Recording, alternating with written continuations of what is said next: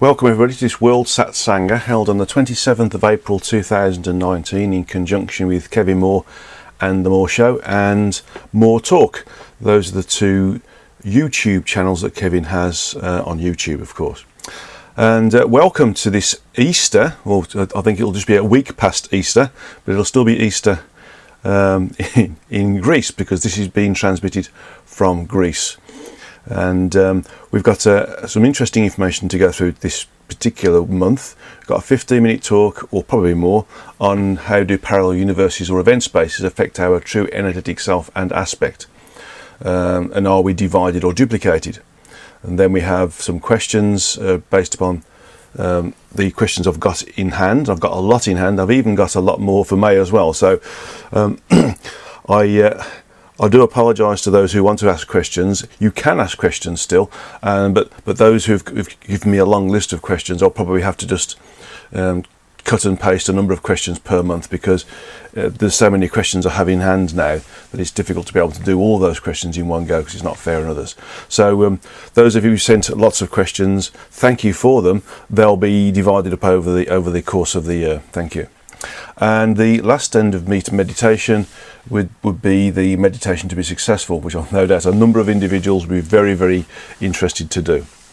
Okay, so the first part is how do parallel universes or event spaces, and probably even realities for that perspective, affect our true energetic self.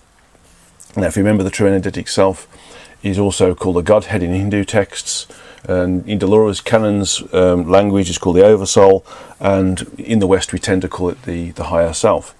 And the aspect, which is a smaller aspect of the sentience and energy, which is the true energetic self, is what we sometimes call the soul. But my worry about the use of the word soul is that people individualise it totally, and it's not. It's a smaller aspect of sentience and energy that's projected from and still connected to the true energetic self.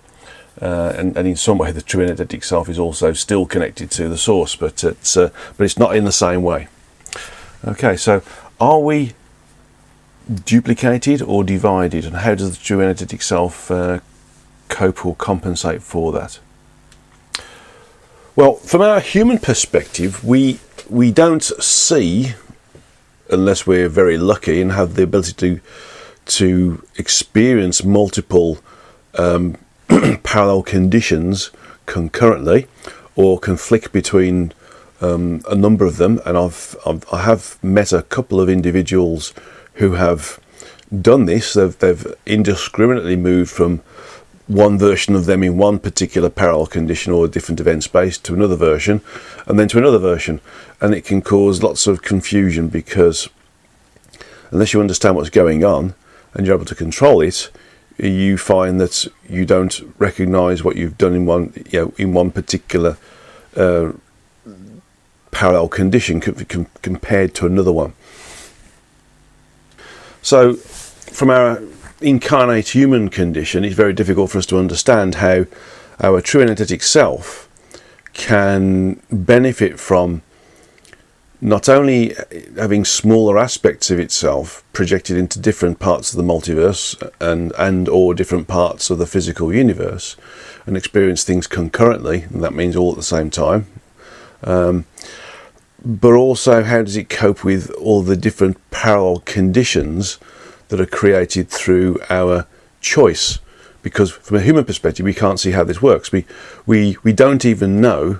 We like to assume, but we don't even know if this existence that we're experiencing right now is the mainstream existence.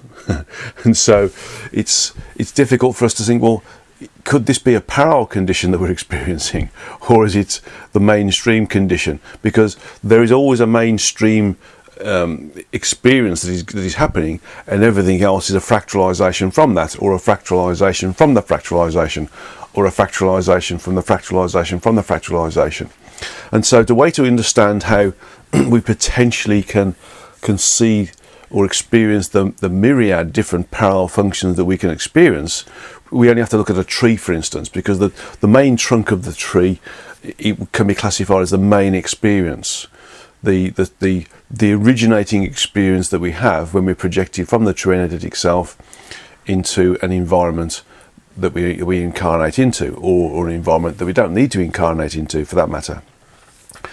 And each of the branches is a decision point that we've taken that's away from, but includes the mainstream experience. So each branch is an alternative that we've taken. For instance, if we get off a bus and we decide to turn right along a road rather than turn left, we'll experience different things. We'll experience different people on the sidewalk. We'll experience different shops. Different cars will approach us in terms of how we see those cars. They'll approach us versus approaching us from behind. So we experience different things in different ways. And in fact, we might, if we turned right, we might even meet somebody we know, versus if we turned left, we wouldn't. So the experiences can be similar or almost the same, but subtly different as well. And so as we see this tree branching out, and the branches have smaller branches, and then those smaller branches have smaller branches, we can see where the ends of the tips of the branches, maybe where the leaves are, may well be where we are currently experiencing the myriad parallel versions, albeit minor sometimes or major changes, that have accrued themselves or generated themselves through our different choices. And so we can't see which one we're in. Our true energetic self can see which particular aspect is in which particular parallel condition, but we, as the incarnate aspect, don't know whether we're in the mainstream experience or whether we're in one of the fractalized or the branched off experiences that are basically parallel universes and parallel realities, for instance, or alternative realities, if you want to call them that, which can be, of course, localized, individualized, global, galactic, or even multiversal in some experience. So we can't see that, and it's difficult for us to understand. But from the true energetic self's perspective, it sees things in a completely different way. Now, I hesitate to use the word holistic or holographic, because that's limiting in its own right. And the holographic condition is simply a three-dimensional condition which has got depth as well, which we can see into. So it's not really a good explanation in how the true energetic self can experience all of these things concurrently. And so if we think about it in a different way, it might help us. The true energetic self is a smaller, individualized function of sentient energy that is obviously being given individuality from source, and as such exists within a location within source that it's been given to work with. So that's the multiversal environment. Now, that multiversal environment is limited in its own right, of course, because it's limited to a certain amount of structure that is there for us to experience, learn and evolve with, and that structure is part of the source. The rest of the structure of the source experiences is itself. Because it's a higher level of structure, it can do it. It doesn't need to have smaller versions of itself to go into the absolute nano detail of what it is. That's what we're created for. But because it's part of this bigger structure, this bigger part of source, or should we say, it's a larger piece of sentience, so to speak. It's able to experience everything concurrently, so it can sit in the overall event space that is there and experience all the other event spaces that are within that overall event space. And so, although the overall event space from its perspective includes everything that's happening in the multiversal environment, and it can experience all of that, including all the parallel conditions that all the other true energetic selves and their projected aspects are experiencing, that is capable of doing that, and it's quite difficult, of course, from our perspective to understand that. It's more simpler for it to focus upon an event space within that overall event space that is specific to those smaller aspects of itself that have been projected into either the wider multiversal environment or specifically into the one of the frequencies within the physical universe. And so it's easier for it to experience all of those different aspects. Let's say there's 5 aspects, experiencing all of the parallel versions of themselves. So it's a little bit like the true energetic self is the earth underneath a forest, and the forest is that each tree of the forest is one of its aspects experiencing something. So the forest is probably the wrong way to think about it, because the forest can be hundreds of trees. But if we think about what we call a spinney, or a small group of trees, a group of 5 trees, for instance, that makes it a bit easier, because the forest will be equal to, in some minor way, the true energetic self experiencing all of the things concurrently that all the other aspects from all the other true energetic selves are experiencing when they project themselves into an incarnate condition. So if we think about those trees being 5 trees, and that the earth that the trees are in is being the true energetic self, then the true energetic self is connected to all of those 5 mainstream experiences, because it's the earth, it's there. The earth holds the trees together.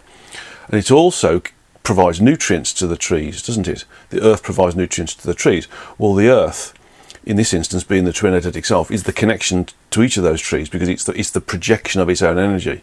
And so the energy of the true energetic self is also within the aspects. Of course it is, because it's projected, but it's there, and it's experiencing the mainstream at the same time.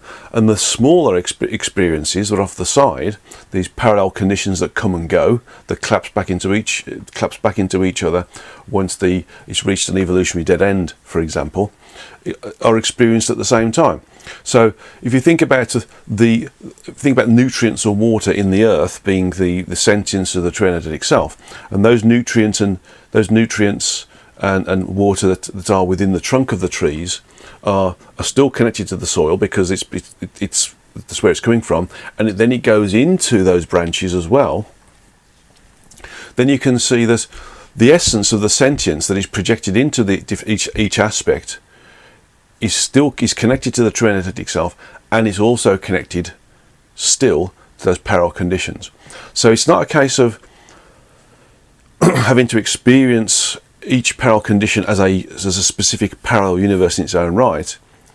It's happening at the same time, because everything is connected to the true energetic self through the connection to that aspect which is projected into those different environments.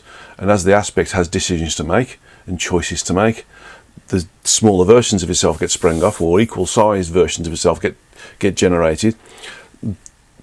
The true energetic self itself also gets pulled into that as well, and so it experiences everything concurrently. So every end of a small branch on a tree or a leaf, for instance, is experienced by the true energetic self, because in essence the nutrients or the sentience of the true energetic self is part of the mainstream experience, part of the branched off experience, parts of the branched off experience, as part of a branched off experience, etc., etc., etc.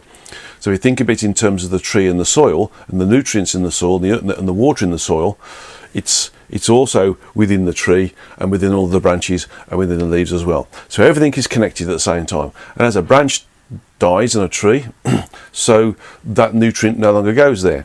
So as a parallel condition reaches its evolutionary dead end, and that branch, or that collapses back into the nearest branch of or parallel condition, because it was generated from a previous parallel condition, it goes back into the one that created it, then that sentience also moves back into it as well.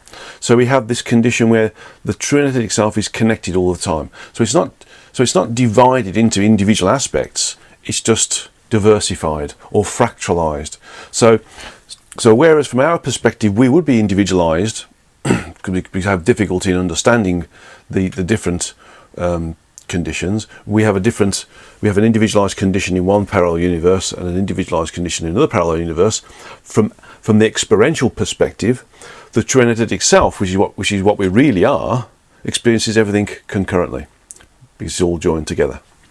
So I hope that explains how a true energetic self or an aspect experiences parallel conditions. The aspect experiences it in an individualized way, whereas the true energetic self experiences it in a collective way concurrently. And the only reason why the aspect experiences it in an individualized way is a function of its significantly lower level of sentience and associated energy. Okay, well, I hope that helps understand that particular question. It's quite a good question to ask, and is one that I can imagine will be difficult to understand even with that particular answer to the question. And I recognise that it's one particular way of understanding it, and it's not. There may be better ways, for instance, and even some of you as listeners might have a better way of understanding it, a better way to describe it as well.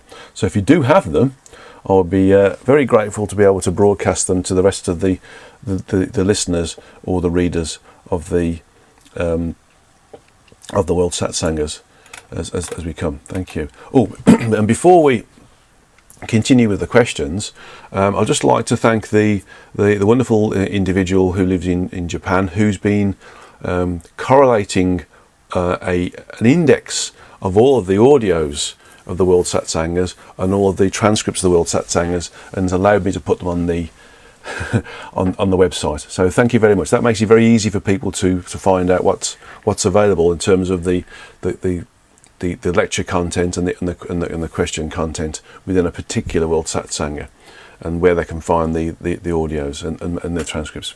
Thank you for that, MO. And in respect of that, MO's questions are first in the set of questions we've got. We've got around, I think we might have 1, 2, 3, 4, 5, 6. We've got about 16 questions, so plenty to go through in this hour. Excuse me for clearing my throat. So the first question from MO is relevant to the comments in the last Satsanga, which is to understand that there were 7 more additional pure OMs in our source entity, and would I ask our source entity how it happened? So as I was reading it, I received the information that these pure OM are not captive. Basically, there's a level of pure. You can be a non-captive OM, which is pure in terms of its sentience and energy, but doesn't have its sentient weight, so to speak, to be able to move out of the energies, if you want to call it gravity, of the source entity itself. And then there's pure that are non-captive, that can travel anywhere in the energy where the source entities are, within the polyomniscient sentient polyomniscient area of sentient self-awareness of the origin. That's a mouthful. And so what I'm seeing is that some of these pure aren't created by source. They just come and go. They can move into a source entity's energies and move out of it. And I'm picking up that's sort of what's sort of really happened here. It's very difficult to get confused because they're within the source. It's very easy for one to think that they've been created by the source, but that's not specifically the case. I'm seeing that these are that have moved around, and they move around. They can go from one source to the other, and they can even move in other locations within this polyomniscient area of polysentience within the origin. It's a big word, that, and I'm having difficulty saying it now. It's even more difficult to write it when you're writing a book. And they can move around, basically. So they're sort of transient. They can come and go. Next question is, if source entity 13 is not exactly a source entity but a source being, that's an interesting comment, because it's sort of self-generated. Should we call it SB1? How does it recognise its big mommy, so to speak? And also, does it take more time to develop and evolve itself other than the other source entities? How does Origin feel about having a source being? That's an interesting question. The definition between a being and an entity, of course, is that an entity is created by another entity, but a being is something that has happened through the sort of natural gravitation of similar or same energies, and that natural gravitation eventually creates enough energies that gravitate together that allows it to create a level of minor intelligence, where there's an active desire to seek out similar or same energies, and eventually that creates enough energies and the attraction of bigger groups that allows that intelligence to grow and then come to self-awareness and then consciousness and then creativity, etc., and eventually sentience. And in effect, that's how the origin was created, because the origin's a being, basically, not an entity. And so when I asked the question of the origin, it says it's delighted. It's got quite a sense of humour. It said it saved me some work because this source entity 13, or this source being 1, if you want to call it that, is still, I'm being told, unsure about how it may decide to experience and learn and evolve. It knows that it's self-created and self-generated. The origins contacted it, and the origins told it about the source entities, and it's told it about its own history and the history of the source entities to date and their evolutionary cycles that they've been through, and this particular evolutionary cycle that they're in right now. And it's choosing a way to be of service. It recognises that it wouldn't be in existence unless the origin was in existence, and so it's understanding that it's only in existence because the origin is in existence, and so it's seeing that it's working out how it can be of service and how it can generate more levels of evolution and progression that allows this generation of more polyomniscient sentience and the ability to map out this current understood area that is not polyomniscient sentience, but is still understood as being there and needs to be experienced, and how it can benefit itself and how it can benefit the origin as well. So it's trying to work out how it can be of service. Okay. Next question is, I'm also wondering about the personality of SE13 or SB1. In your book Beyond the Source 1 and 2, you tell us about personalities of the other source entity. Yes, we go through how they, well, basically what they are and how they're doing things. And certainly source entities 1 to 11 had a personality, and at the end of the book 2, we find out that source entity 12 is quite a character, because it was evolving very quickly and was using event space to evolve very, very quickly as well. And it says, is source entity 13 distantly different from our known source entities, or is it too early to tell, since source entity 13 is just a baby, relatively speaking?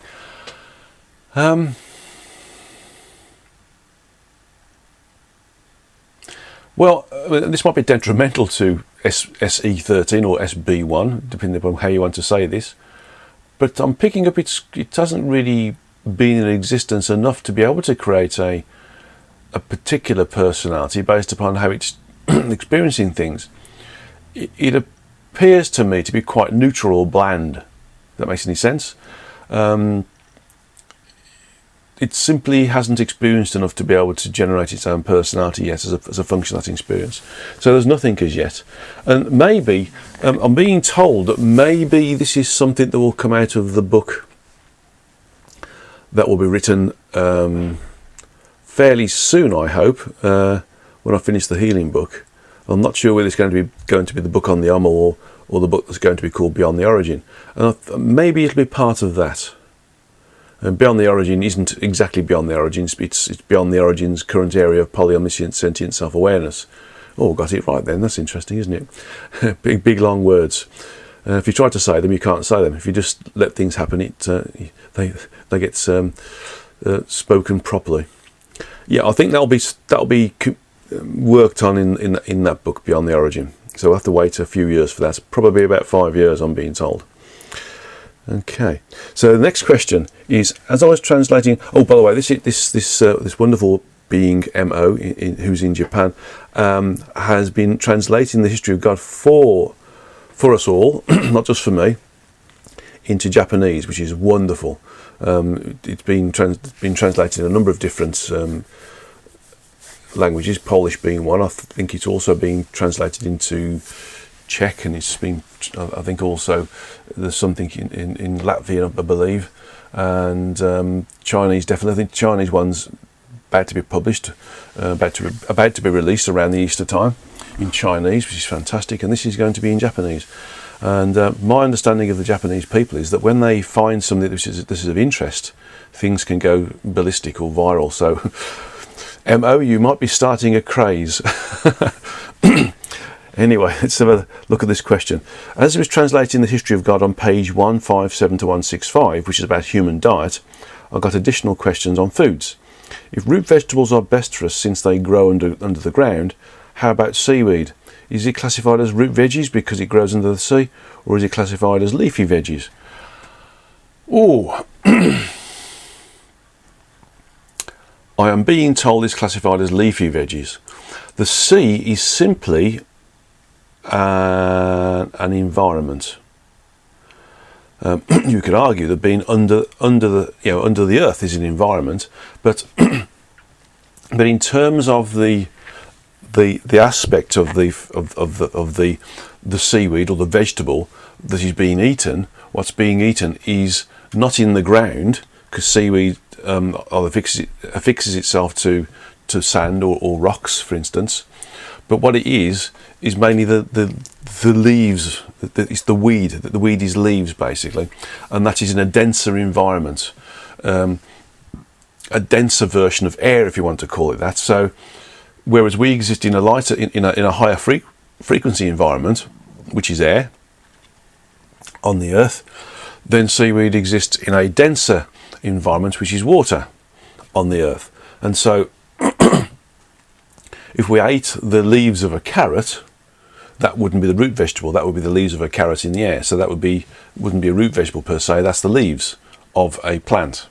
But the tuber of that plant being the carrot itself, or the same with beetroot being the same thing, or potatoes being the same thing, is what is inside the earth and growing. And so that's where this specific thing about root vegetables being better for us, because they absorb a lot more nutrients, and they're cleaner. They don't, although of course what comes in the leaves, of course, is also absorbed, but they don't. There's a filtering effect that's associated with tubers they don't pick up so much pollution that's airborne, for instance. Arguably, if there's waterborne pollution, the seaweed would also pick it up through its leaves. So what I'm being told here is we need to classify seaweed as being a leafy vegetable, a water-based leafy vegetable. Okay. And you could potentially argue that watercress is the same as well. That's an interesting thought process. Next question is also, I'd like to know if fermented foods are better than just cultivated from the field veggies. Does the process of fermenting increase the energies of vegetables? No. Fermenting is another way of creating alcohol, of course, and is detrimental to the energies. It preserves them, of course. I mean, fermenting vegetables can preserve them. It's similar to smoking meats, I suppose. That preserves the meats, and so does salt. If you surround anything in salt, it preserves it, because it creates a barrier to the air, so you don't get any airborne bacteria affecting that particular food stuff. But I'm told it's not. It's best to eat them raw or just lightly cooked. So thinking in Japanese, a very good sushi chef is the best person to cook your vegetables, because sushi chefs are supposed to be able to cook things and keep it alive. An excellent sushi chef. So specifically with fish, of course. So what I would suggest is that it's okay to eat. There's no problem with it, but you don't get the same level of energies associated with the basic raw vegetable. Okay. Next and last question is, changing diet is very important for both humans and our environments, but a lot of people are having difficulties because there are many addictive foods around us. Would you ask our source entities some tips on successfully shifting our diets to healthier ones?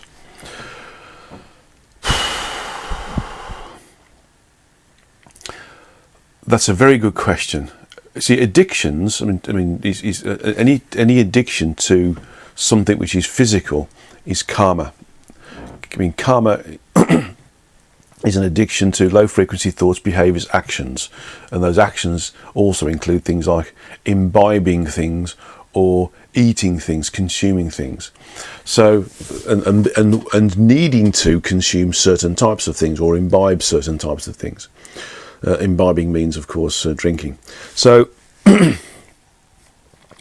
what it's saying is that we have to, if you want to get addicted to the physical, then get addicted to the better part of the physical, which is pure. In the source is saying, get addicted to me. That's even better. And I agree with the source. Get addicted to being in connection with source or God is the best thing to be. So if you're going to be addicted to anything, get good karma and be addicted to source. It's also saying, if you think of the purity of the earth and the purity of vegetables that are better, not preserved foods, like foods that are pre-packaged and prepared and sold in supermarkets, for instance, to maintain their longevity, then you have to think of it in terms of the pure item, then unadulterated or item of food is still very close to source. So if you think of it in those terms, and if you want to be addicted to source, you can also be addicted to the pure foods. And think of it spiritually in this way, that as you eat pure foods, you raise your frequencies. And that frequency, and the raising of the frequencies, and the feeling about being purer and cleaner, and being able to experience the benefits of being a higher frequency, because different functions start to work with us. Intuition improves, connectivity with others improves, connectivity with source, our intuition improves as well. The functions of being what we are improves, and as we improve all of this stuff, we get higher and higher frequency. Our spiritual functions or metaphysical functions increase, and so we start to use those, and we spiral upwards in the frequencies all the time. So if you think of it in terms of having the best experience you can ever have, eventually through eating pure foods, those that haven't been treated with pesticides, those that haven't been preserved or pre-packaged or prepared, is the best way to think about it. You're improving your experience on earth, and you'll be entering into a way of experiencing bliss or oneness with source as a function of eating correctly. That's probably a way of doing it, and how to persuade people to eat purer foods. Another way to consider it is that if you look at things like, I use this example quite a lot actually. If you look at television that was on in the 1970s, or films or documentaries of people that were around in the 60s, the 40s, 50s, 60s, 70s, not so much the 80s, but in those sort of time periods, excuse me, you'll see that the actors or the individuals that have been captured on film are thinner. They look healthier. They are healthier. They are fitter. And that's because at that point in time, we were still preparing our own food properly. We were buying vegetables from the greengrocers that weren't preserved. We were buying meat from the butcher that was sustainably slaughtered, for instance. They weren't preserved. We were buying fruit, again from the fruitier, again from the grocer. We were buying milk that wasn't preserved, wasn't sort of UHT or long life. We were buying everything that was, unpreserved, unprepacked, unprepared, and wasn't available in freezer shops, so to speak. And so, because we were creating our own food and not buying stuff that needs to be microwaved, we weren't exposing ourselves to the preservatives that are part of the packaging. And so, in essence, what we were gaining is a better and higher frequency product of food. And so, any fatty fats that were in the food wasn't sticking to us. wasn't in this was always able to be metabolized and wasn't unmetabolizable, to use a long word. And so those individuals are thinner. Now we see people who don't know how to cook. They think they do, but all they do is go to supermarkets or fast food places where they buy pre-packaged things and put it in the microwave or heat it up, and it's done. and they think that they're cooking, but they're not. They're not getting fresh produce that is classified as so-called organic, for instance, or unpreserved, or without pesticides, etc. And as a result of that, what they're buying is sticking to them, and they're getting fatter and fatter and fatter. Their frequencies get lower and lower and lower. They get more and more lethargic, so they're unfit and incapable of thinking, and all they can do is exist in this very sort of zombie-like way. So really, you can see the evidence from the past and the current condition that we're in, and you can see the gap, and you can see the progression we've had from the past to where we are now, as how pre-packaged, preserved, prepared foods have affected us in terms of our frequencies, because we're getting lower than the frequencies, of course. We will be moving back up again, but that's going to be quite a hard struggle. And a lot of this going down the frequencies is based upon what we're eating as well. So if you think about wanting to reach nirvana, or wanting to reach, heaven on earth, then eat proper foods, buy fresh foods, fresh vegetables, fresh fruit, and if you have to eat meat, small amounts of meat or small amounts of dairy, make sure it's unpreserved and it's been humanely killed. And when you receive the meats, try to avoid things like sort of bacon and pork, because they can be quite low frequency and carcinogenic as well. But things like chicken, for instance, and fish. But if you do eat the other things like beef and pork, again, with all animals, meditate and thank them for giving their life for your food. Be meaningful and thoughtful, and careful in how you take on board animal-based foods, because their personalities and the way in which they died can be transmitted in there. So ask them for forgiveness and ask them for thanks, and you will dissipate that energy, and then you should be okay in ingesting small amounts of meat as well. Okay, very good question that, and one which I hope people will be able to take on board. Next question, the next set of questions are from FN in the US.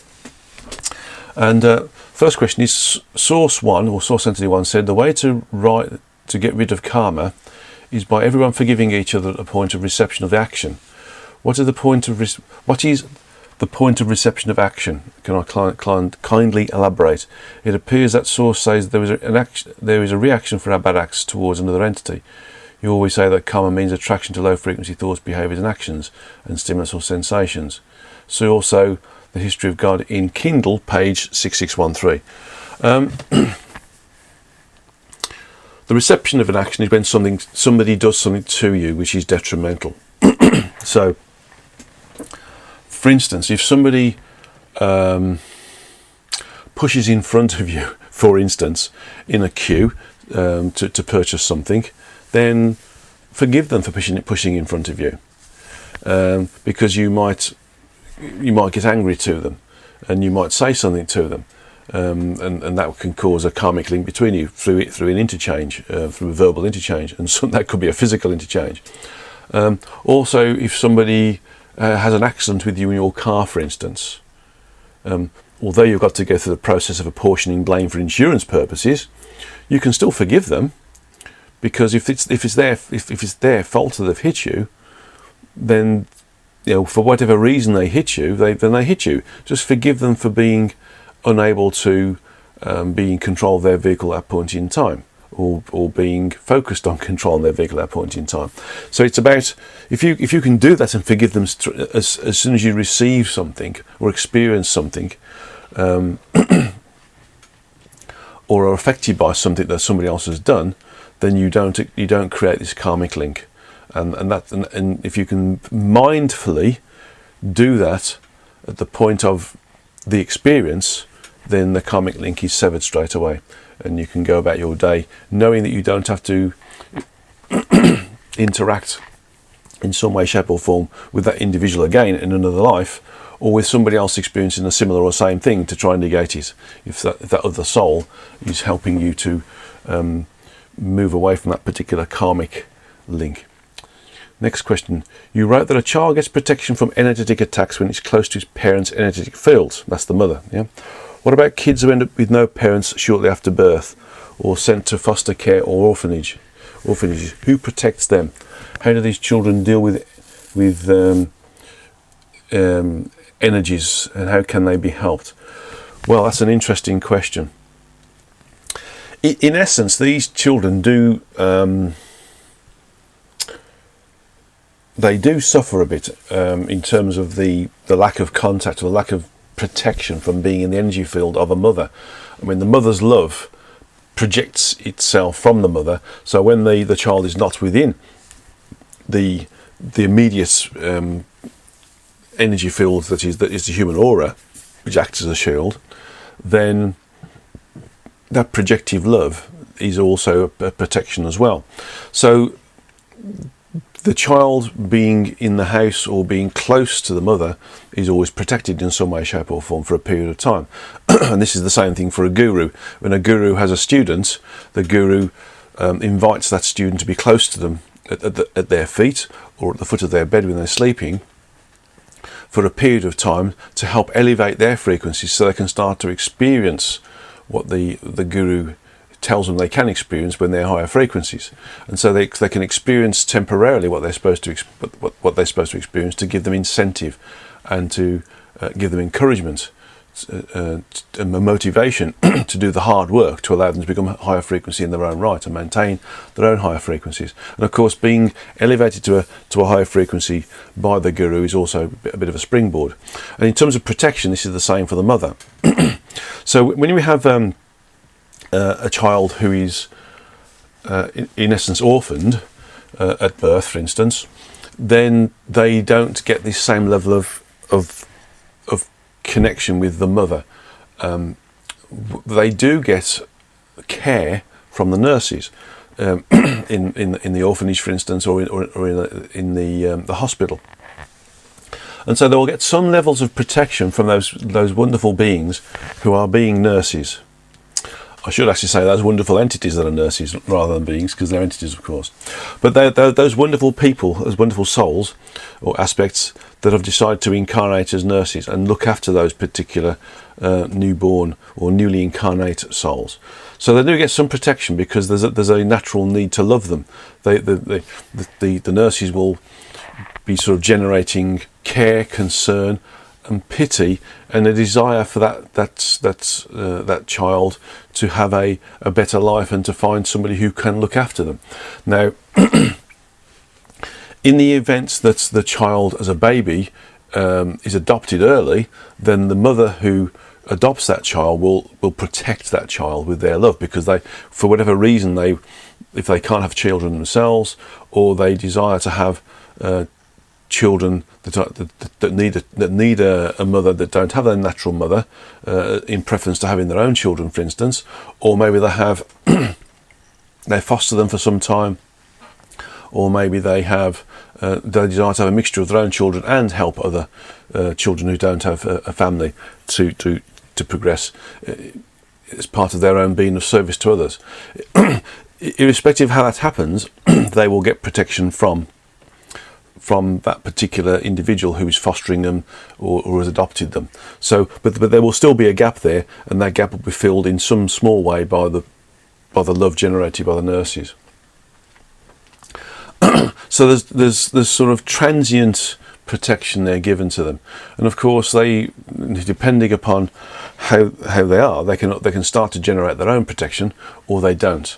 And if they don't, you can see that they start to have psychological issues at times, other than being a higher frequency, and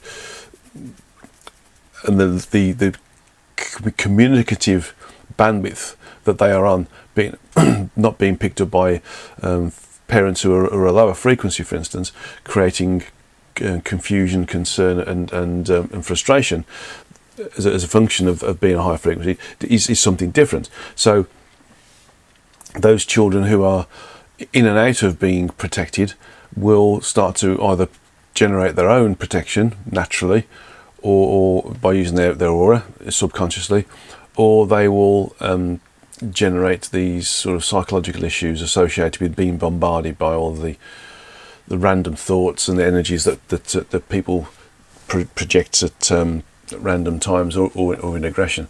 So they will have a difficult time, and the difficulty of that time is a function of how much protection they get on the various different transient bases, but through being nursed or being adopted or being fostered. Okay. Right, next question is quite an interesting one. Name some of the successful inventors of sacred geometry devices and what they do. Wow. I'm going to have to turn off the recording for this so I can meditate a moment.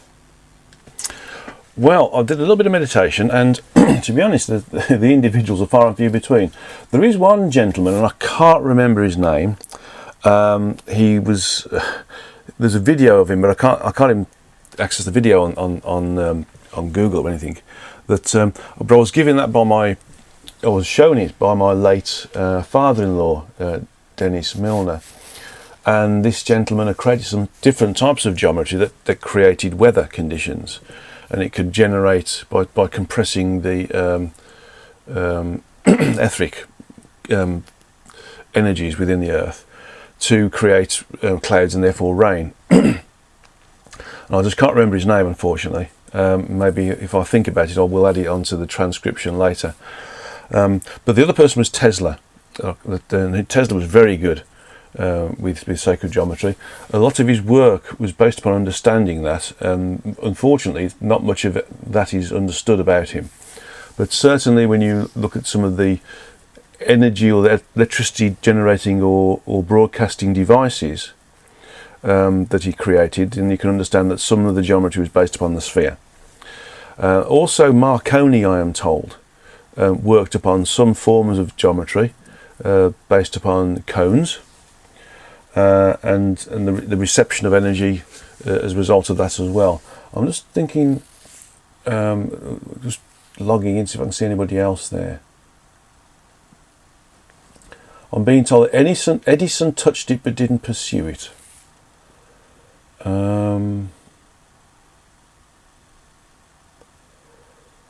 Those are the sort of inventors. I mean, predominantly Tesla and Marconi. There was a Russian person as well, but I can't think of the name of the Russian person.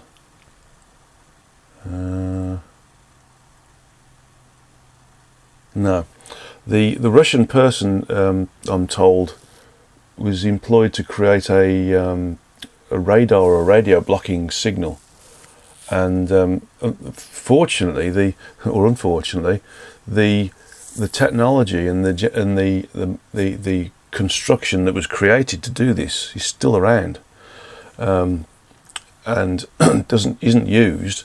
But I'm told that when it was being used, it was surrounded by fog.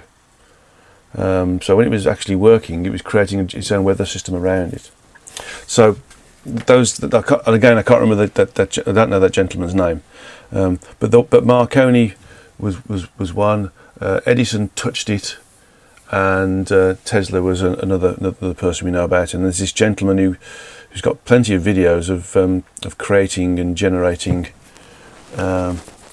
weather systems in places that were arid and needed to have rain. Okay, let's have a look at the rest of the questions. So sorry if I haven't satisfied that particular question well. Okay. Next question is, in my book I identify 3 religions and the people who brought it. So Jesus, this will be the history of God. So Jesus, Muhammad, and the Buddha. I don't mention Moses and Judaism. Why is that? I'm being told it wasn't significant.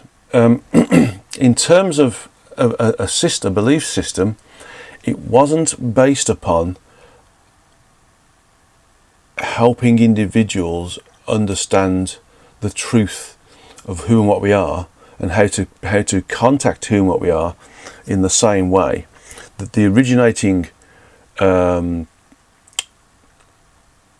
the religions that were generated from the original teachings of Jesus, Muhammad, and Buddha gave. And that's the only reason. It was a bit loose, and it became very, what I'm being told,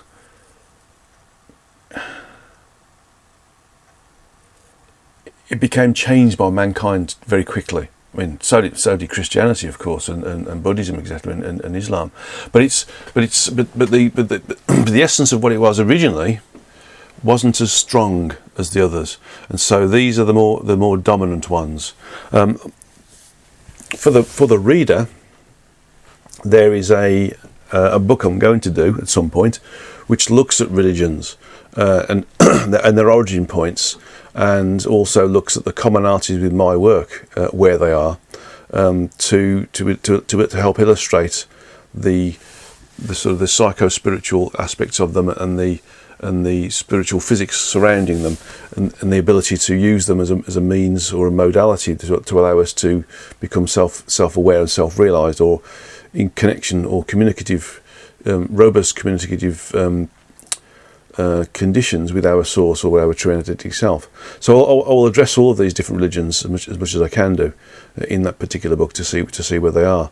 So we'll see in some detail how, for instance, Judaism has what impact it had, but it didn't have the same impact as the others.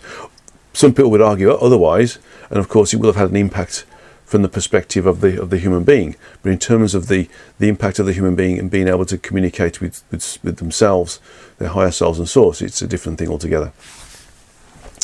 So next question. So much is attached to Judaism, religious books and hidden meanings to our creation. There are so many books or movies as to I am that I am, when Moses received the response from God, and so many interpretations of what is the proper format for using that phrase. What is my take on that? If we use this interpretation as being, if we say I am that I am, or I think therefore I am, is another way of thinking it, is basically a very, this is why I didn't focus on it. It's loose. The meanings, although there's some hidden meanings there, aren't focused enough, basically. The problem with religious books, and all religious books, including the Bible, interestingly enough, Bible is a Greek word, vivli, or viblio, which means book, so it's the book.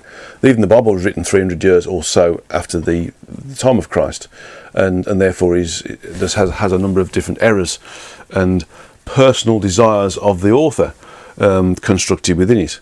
And if you think about, we can't remember what we did a week ago, let alone a month ago, let alone 2 days ago, with any accuracy, then how can we translate what happened 300 years ago in any real and robust way, even though there may have been texts created by the apostles? So it's difficult to get to understand how books can really be as accurate as possible in this particular instance, when they're trying to portray something which is, untranscribable at that particular time. But the interpretation is basically a low education way of trying to say that I am what I am. I am God. We're all God. We're all individualized, smaller individualized aspects of God. And I feel it was trying to explain that.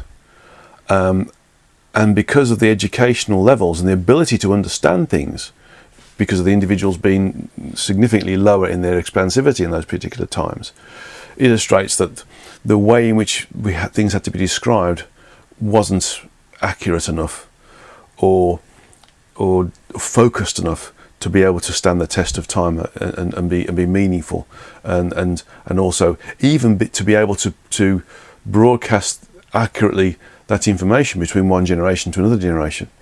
So really the proper format would be that I am God, and you are God, and or you are Source, and we are Source. We're all smaller individualized units of Source. And even now, that is difficult for people to consume or understand, and it's even now that is a really poor way of describing it. So although it makes sense to us now with our levels of education and expansivity, in another progressive state or another time, that's going to be a poor descriptor as well. So I hope that sort of answers that question. So it's all to do with describing the I am or I am being. I am energy. I think if that makes any sense. I am sentience. But how do you describe sentience to somebody who didn't understand the word sentience in the past? So I am. Simply I am means I exist, and that's what it is. I exist. I am that I am. I exist and I am everywhere. So there's a lot more to it than meets the eye here, but it's a way of describing that sentience exists and it's not contained within a physical form. That's another way of saying it as well. Okay. Next question. What does downstream action mean? Well, anything that's downstream is anything that is in the future, so to speak. So anything that is created. So if we turn on the tap in our kitchen, our water tap in our kitchen, the downstream function of that is water's released from the tap and fills the sink. That's the downstream action. Okay, the action of opening the tap is the current action. The downstream action of that is the water comes out of the tap and fills the sink. The upstream action would be the thought to open the tap. So anything that's before is upstream, anything that's after is downstream. Okay, it's a logical progression in timing plans. For those of you who do timing plans, that an upstream function is what came before the point in time that we're at now, and the downstream function is what has to happen afterwards. So the upstream functions are what created the point in time we are now, and the downstream functions are that which are created from this point in time, and the things that are happening to create those other things that happen. Okay, next question. Regarding walk-ins, you said it's difficult to walk into the mature incarnate for those who are already established and agreed incarnate existence. Please clarify what this means. Right, I'll rephrase it. It's difficult to walk into the mature incarnate vehicle because there's already souls within that vehicle who have grown up or that have established their connectivity and their immersion with that connectivity as a function of time or clock time, so to speak. So there has to be an agreement with the incumbent soul or aspect to allow another soul or aspect to share that vehicle, that body, for a period of time and then depart. It's also very difficult if there was no desire to have a walk-in. For instance, if there was a desire for a certain human vehicle or body to be used by one particular soul or aspect, and then at a certain point in its existence that solar aspect would move out and another solar aspect would come in and animate it, then that's fine because that's part of a plan. But when a particular aspect is with that body, or the soul is within the body, and it has no plan, or there was no plan previously created for another soul to come into that body, then it can't. It can't even force its way in because of the connection that's there. And there's also the guides and helpers that are there to sort of help protect it, of course. And of course the true energetic self would also have a thing to say or a means of protecting it. So if there's no plan there or no agreement between souls to occupy a similar or same body at the same time, either from birth or further on down the existence of that body, then then a soul can't walk in. There are times, however, when this is possible because of the way that the existing incumbent soul treats the body. For instance, if that soul decides to take drugs or decides to drink so much alcohol that they become paralytic, then the physical body becomes a different frequency, an abhorrent frequency, and then the soul has to get out. And when that happens, the natural protection of the aura breaks away, and so a crack appears and an opening appears, and the soul has to get out of the energies of the body because it is too abhorrent. The energies created by taking drugs create significant disharmony, and that's the same when you drink so much alcohol that you pass out. So in that instance, it is possible, because the soul vacates the body temporarily until the energies become more harmonious again, when the effects of the drugs wears off, or the effects of the alcohol wears off, then another soul could move into that body. But that's only a temporary basis. You can't do that forever, because when the effects of the alcohol or the drugs wear off, and the body starts to become more harmonized, then the soul can come back into it, and that other soul has to get out, because it's not aligned to that body. When the body becomes more harmonized, it starts to realign itself with the dominant soul, or the primary soul, or the soul that is assigned to it, and not the soul that's walked in temporarily. And so it gets squeezed out. It can't stay there. It's like oil and water. It has to move out. Okay, so that's why it's difficult. So the next question is: some say Obama has walk-ins in order to become the president and later acts as the president. Is that correct? Did he have walk-ins, and how many? Who were they, and why did he have walk-ins? My understanding is he didn't have walk-ins, but that body was born with 4 souls attached to it, and each of those souls were allowed to function collectively as one. So you had a personality that would change slightly when the skill set of one of those souls had to come into play to allow Obama to do the work he did when he was president, for instance. And even when he's providing an influential service to others as a function of the work that he's doing now outside of being president.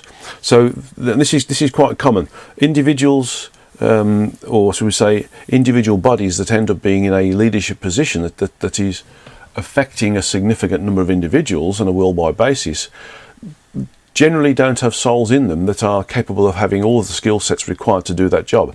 So there are usually more than one soul incarnate and incumbent within the body that operate either collectively or in rotation, or as and when a particular skill set is required to be able to function in the environment that they need to function within, and with the plethora of skills that they need to invoke to be able to do the role that they're doing. And that's quite common, this is. Okay. So next question is, you wrote, and an aspect that is well connected, one that is a higher level of frequential state, even when projected into lower frequencies, can access this information from the tests. This is how mediums see the future. They can see another event space. Could we be of a higher level of frequential state as an entity, even when projected into the Earth, into this low frequency condition? Yes. An aspect that's well connected has a higher bandwidth, so to speak, and therefore is able to connect more readily with the true energetic self, and with source, of course, and the information within the environment that is the multiversal environment, and specifically pinpoint that information that's available to us from the physical environment that we call the physical universe. So, so the bandwidth is increased within those individuals, and some are born that way because they have roles to do. That bandwidth would normally be increased as a result of the number of souls, but in most instances, those souls who've got those bodies that have got multiple souls in them are usually immersed within the incarnation, so that they don't get the level of sort of high function or high functioning ability to communicate with the true energetic self and source whilst they're incarnate, because they have a different function to do and they need to be immersed in that. But we can, through work on ourselves, meditation, doing high frequency service to other individuals, eating the right foods, thinking the right thoughts, being of service, having high frequency thoughts, behaviours and actions, can raise our frequencies to the point where we increase our connectivity. If we start on working with those functions that are part of that increased frequency of connectivity, we start to trust them rather than human logic, and as a result we gain higher frequency, and that opens up other functions and other abilities, and we start to work with those, which again increases our frequency and opens up other functions, and this increases our bandwidth as a result of it. And so if we can work on ourselves in a way which is higher frequency, spiritual, for instance, not just spiritual, and then using spirituality as a way of helping us benefit over others, but helping others when they require it, and helping ourselves by meditating and connecting to Source and providing some level of service to others that is sometimes passive, then we will increase our frequencies and we will be able to communicate with our Source, and that will increase our bandwidth by default. But it's a constant struggle. We have to make sure that we don't invoke any potential egoic conditions by feeling that we are better than somebody else because we're more connected, because that also creates a downward spiral. Okay, and the next and last question is, once disincarnated, we are moving to transfer our experience to the tests. What are mediums really accessing? I.e., when Bob died, there is no more Bob. Is the medium accessing the true energetic self of Bob, or a programming representing Bob or Bob's guide put this facade of Bob on for the benefit of the incarnate being here? Right, I'll rephrase that. When an aspect or soul is disincarnate and enters back into communion with the true energetic self, when a medium connects with that aspect, are they connecting with the personality that's created in that particular incarnation? The answer is depends upon the individual medium. If they have been given a personality trait by a client who that newly disincarnate individual is wanting to communicate with through the medium, then they will. That's like an energetic signature. Okay, the energetic signature that is that aspect, even in the most diffuse form of communing with their true energetic self, can act as a link with that sentience that was projected into the body that was Bob, for instance, in this particular example. So if we think about the fact that this particular aspect may have experienced thousands of lives in different eras of Earth and different eras and locations and frequencies within the physical universe, then we'll see that there are many different potential personalities that have been created that create the overall personality or energetic signature of that particular aspect in its individualized state or in its communal state within the true energetic self. So if the medium, in its knowledge of the personality of that individual from the human perspective, uses that as a key or a link to be able to communicate with that particular aspect of sentience within the true energetic self, then it will work. It'll be able to communicate with it. Now, because it's communicating with it using that particular energetic signature that's created as a result of that recent human incarnation, it doesn't stop it from accessing all the other information that particular aspect has accrued through other incarnations, and it also doesn't stop it accessing other information from other aspects that particular true energetic self has projected, and the experiences that they've had in different incarnations or lives or projections. And it also doesn't stop it from experiencing the experiences that the true energetic self itself has experienced in its own right. So think of it in terms of a link, of tuning into a certain frequency or channel that allows you to communicate with a smaller aspect of that true energetic self, and also a smaller aspect of that aspect. So because the life that was Bob in this instance is only a small aspect of the overall personality of the sentience that was Bob, which is also a smaller aspect of the sentience of the true energetic self. So it's like a telephone number.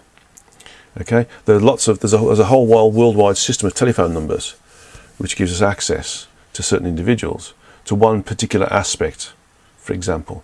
Or better still, think of it in terms of that telephone number is your connection to the internet. Okay, so you have access to the internet through that one telephone number, the modem, for instance, the Wi-Fi.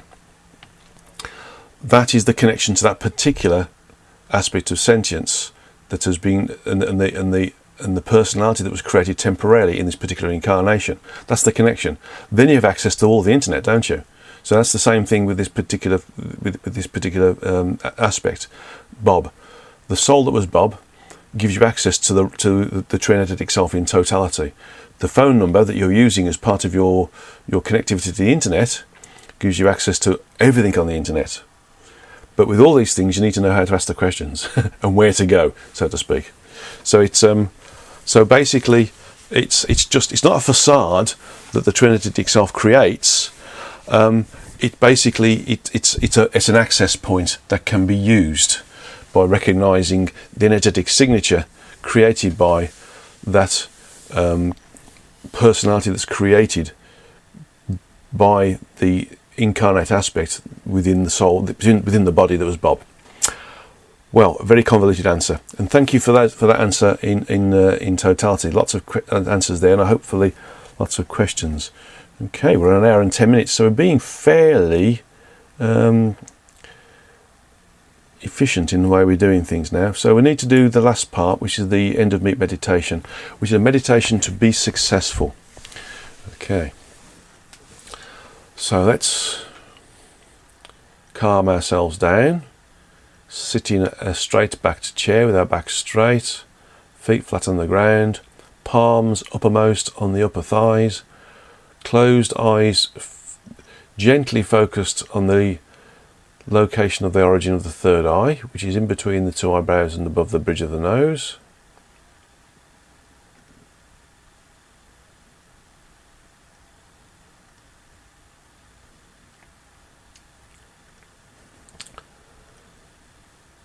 And I want you to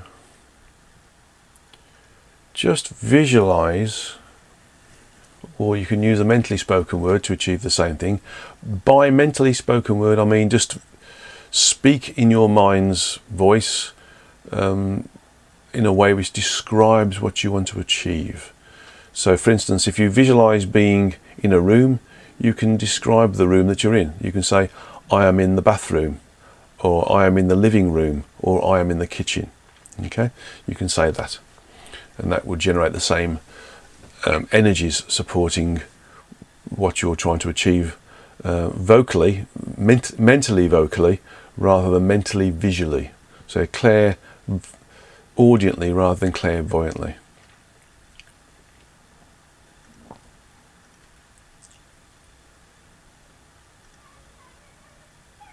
So in this instance, I want you to visualize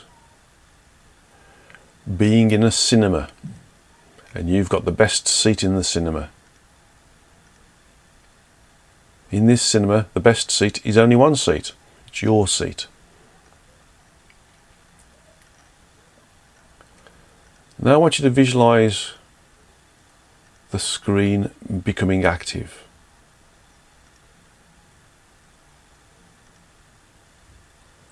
And I want you to see something that you need to be successful in or want to be successful in. It could be successful financially, it can be successful physically, doing, for instance, a marathon or a long distance cycle ride, or taking a driving test, or taking an academic examination. Or it can be experiencing financial affluence, abundance in any way, shape or form, material wealth, or health.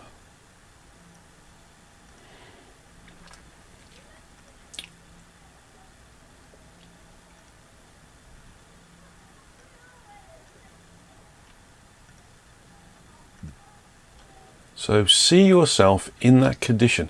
See on the screen, see an image of yourself experiencing financial affluence, being rich financially, or being rich in material wealth in terms of a very nice house or a very nice car or a very nice garden, or see your role being a very nice job, whether you want to be a doctor or a nurse or an engineer or an accountant or an office worker, a clerk or a shop owner, or have your own business. See on this screen that which you want to be or experience as being where you are now. Remember, everything exists concurrently. Everything, although it can be identified in separate event spaces, exists within the same event space.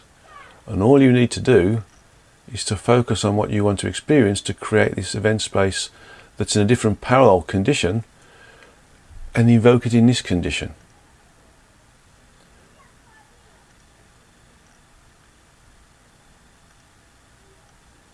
So for example, if you're having an illness and you want to become well and fit and healthy, visualize yourself on this cinema screen. See an image of you now or in the future doing the things that you can't do now because of this whatever illness you have or disability you have. See yourself in this state of affluence. See yourself being successful in job applications. See yourself answering all the right questions in an exam. This screen is a cinema showing you what you want to be and the level of success that you want to experience.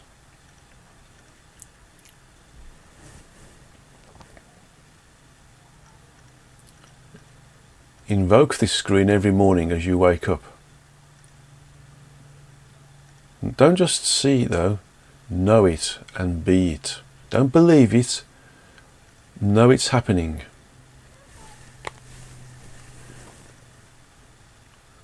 And know that you can work to make it happening. Now that you have the end point, the end experience of success, see where you are now.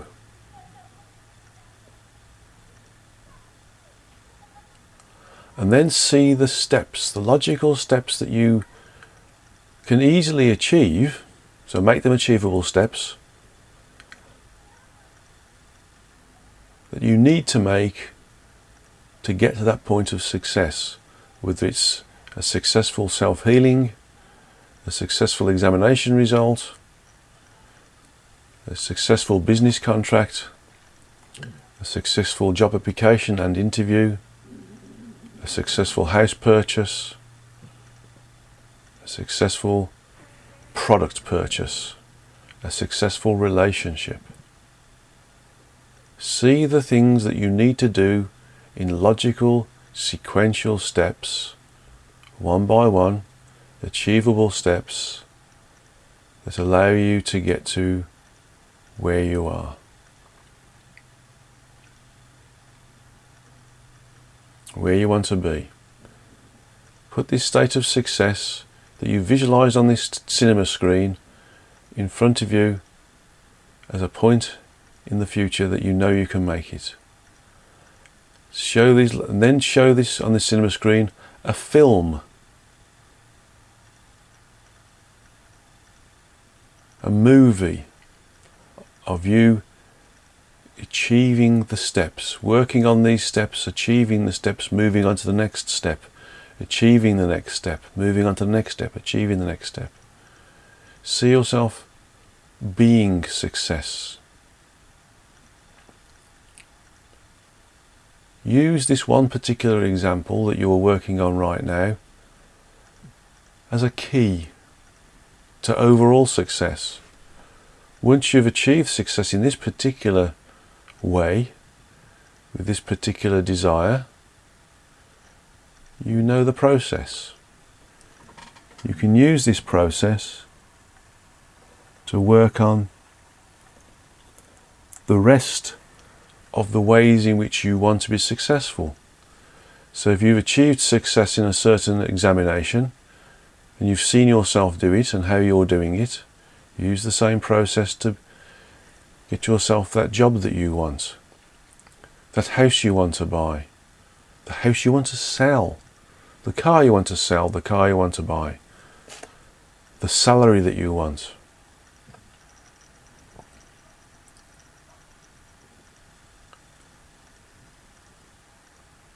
Use the cinema screen to show you the processes that you're going to go through. Plan the processes. See them happen on the cinema as a film or a movie, getting towards the end goal that you're going to see first, of you having this wonderful partnership, this wonderful house, this wonderful life, the healed condition that you want, the role or position or job or level of status that you want. And know that you can use this process to recreate any level of success that you want.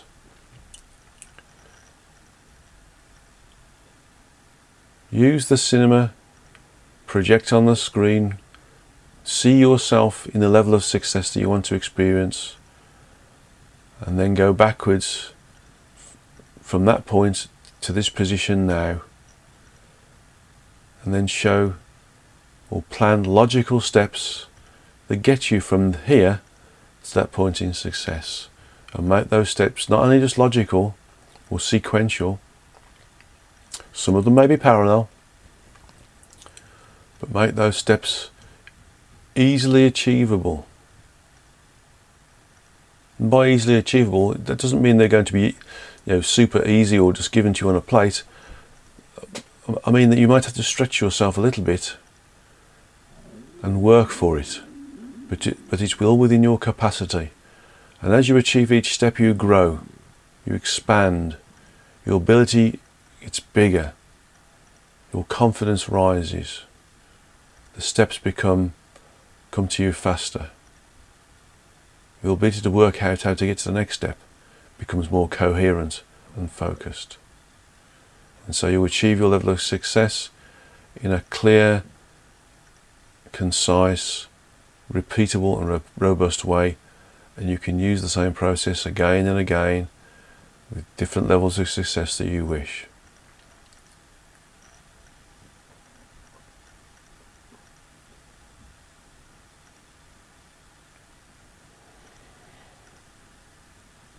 Again, see the end point right now, in whichever modality of success that you wish to experience. Know that it's happening. Not that it's going to happen, it's happening.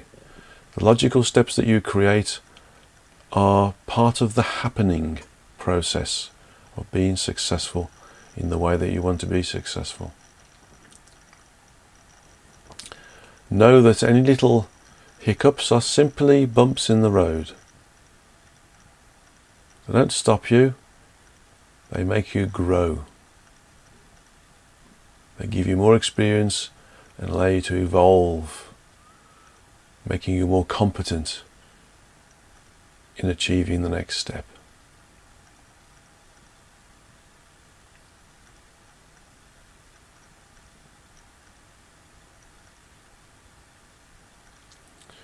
Okay. Work on this process every day when you want to experience success. So let's bring ourselves back into the room. So slowly come back to your body, having been in your cinema. You're now sitting in the room where you're listening to this Satsanga and working with this meditation.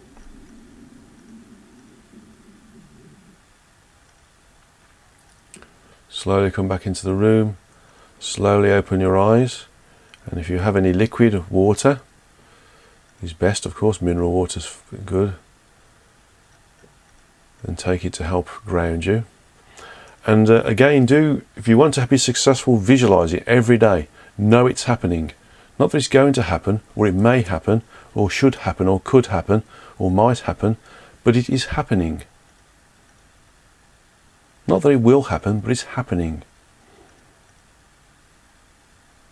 Everything you do is success. Every step you make is success. Everything you're doing is success. Okay, well, thank you very much for listening to this particular Satsanga, and it's always an honour and a pleasure to be able to answer the questions that people give me. Lots of questions, of course, always lots of questions, and please do send them in, and those people who've sent in lots of questions, I'll have to split them up into parcels of 5 or 6 or 12, or 12 being an interesting number, of course, but I will always answer those other questions that come in on a monthly situation, to slot in between those questions that I've got that are going to be more long term in terms of their being answered. Okay, well, the next Satsanga is going to see me in Japan. I'm going to Japan not to work on spiritual work, although it's sort of spiritual work, because I'm going to Japan to practice Aikido in the all Japanese Aikido demonstrations in the Budokan. So I'm part of that. It's only a small part. It's a collective part with the organisation I work with, and a demonstration usually is about 2 minutes, so it's not a long piece of fame. But also I got the chance of meeting a few people over there who are wonderful people who help me out in lots of different ways. Not only with Aikido, but also with their own spiritual work as well. And there's one particular individual I'm going to meet who's also works with Dolores Cannon, worked with Dolores Cannon. So I shall be in Tokyo for the time of the next Satsanga, albeit transiently. Okay, so God's love to you all, Source's love to you all. Know and remember that you are all one with the Source, and it's a wonderful thing to be able to work with you in this way. And so the next Satsanga is going to be in May, of course. I'm just going to look at the weekend. It's probably going to be the 26th. I'm just having a quick look at the presentation date. It's going to be the 25th, actually. Okay, it'll be presented on the 25th. Okay, 25th of May. So thank you very much to everybody, and thank you for Kevin for broadcasting and working with me. Sometimes it takes a bit, sometimes he's a month behind because of his own work. He's very busy, as we all are, but I do thank him anyway for the work he's doing in the way he's doing it, and that's taking the time when he can to broadcast these Satsangas, and with the wonderful graphics he sends them with as well. So namaste to you all, blessings to you all, and have a wonderful rest of the day.